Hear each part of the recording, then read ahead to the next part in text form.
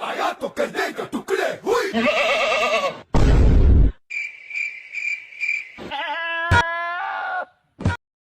Dear best friend, अगर तुझे मेरी किसी भी बात का बुरा लगा हो तो क्या उखाड़ लेगा बे?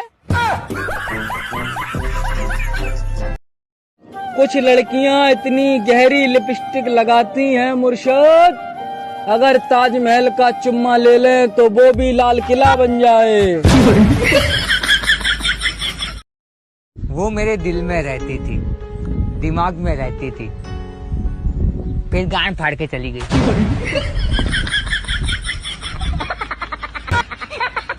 तो माता जी, आपका बेटा गूगल का सीईओ बन गया है, तो आपको कैसा लग रहा है?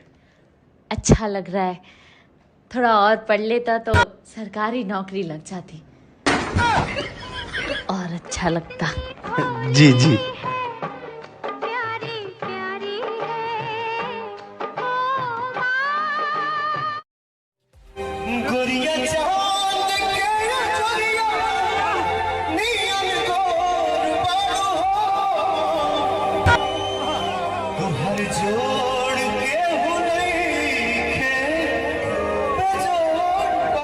सपना को हमरे हवाले कर दे और निकल जा।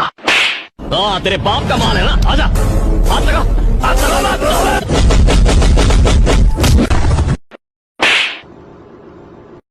आपको